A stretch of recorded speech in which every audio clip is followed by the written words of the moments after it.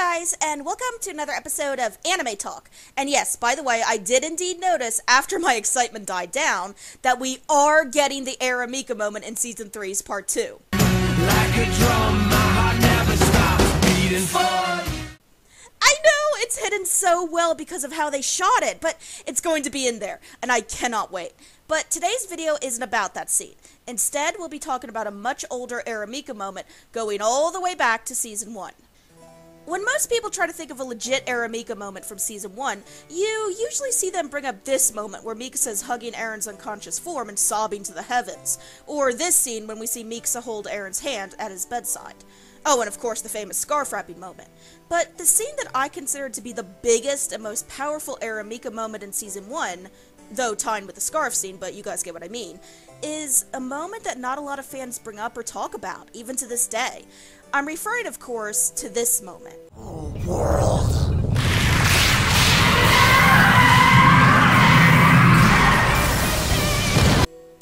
Taking place during episode 24 of Season 1, this moment really stood out to me. More so than the other Eremika moments we see of them during the Survey Corps in Season 1. But the question is, why? Why does this scene really remain one of my favorite Eremika moments to date? Well, let's analyze it properly and dive deep into why this scene is one of the most powerful Eremika moments of the entire series. First of all, take a good hard look at the setting of this scene. They're in the middle of a tough battle. Eren's impaled on the ground under wreckage, leaving Mikasa, Armin, and the scouts to fight Annie and keep her at bay, just until he can transform. As things start to get desperate with how long it's taking Eren to transform, Mikasa swings around Annie, very clearly trying to keep her distracted and close, buying Eren more time. However, as soon as Mikasa was only slightly off guard, Annie struck her hard enough to send Mikasa flying across the street, and you can even see Mikasa trying to break her fall because she keeps tumbling, but in the end her body is too injured, and she not only collapses, but briefly falls unconscious.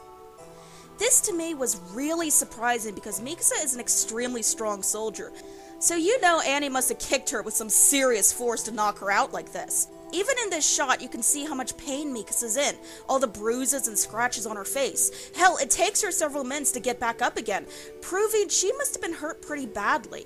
Not as badly as she was injured in Season 2's episode 12, but still enough where she needed to take a breather before returning to battle. Anyway, immediately after Mikasa's kicked and knocked unconscious, we see Eren finally transform. Now, I am obviously aware Eren most likely didn't see Mikasa get hurt since, you know, he was trapped under wreckage and impaled, but you can't deny the way the animators cut so quickly back to Eren transforming, just as Mikasa is injured, that there is clearly some sort of Eremika message hidden here. It's possible, too, that Eren heard Armin call out Mikasa's name. Then we see this moment, and to be honest, it gives me such Beauty and the Beast vibes that I literally can't help but fangirl get chills every time I see it.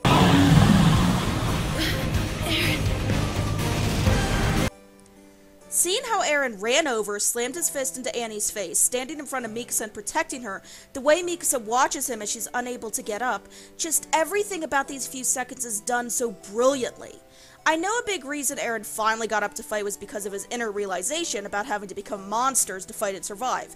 But my god, the way this scene is shot, cutting from Mikasa to Eren, so in your face obviously, you can't help but see another meaning here. He clearly sensed Mikasa was in danger, and that's part of why he was able to transform so quickly and suddenly.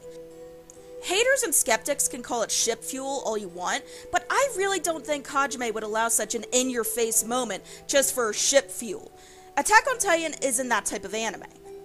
I think it's also interesting to point out beforehand, Eren was against fighting Annie since she was once their comrade. It wasn't until Mikasa told him that the world is beautiful but cruel did he start to realize they had to fight her to survive. Then, just as Mikasa is injured, that is when Eren gets the willpower to transform and fight Annie.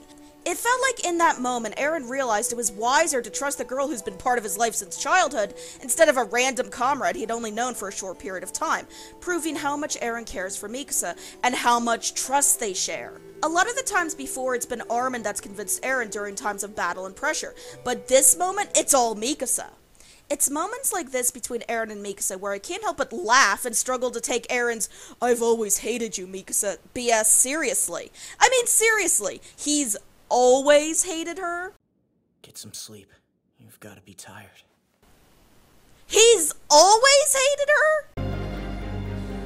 Mikasa. I will always wrap your scarf. Always and forever. That's a promise.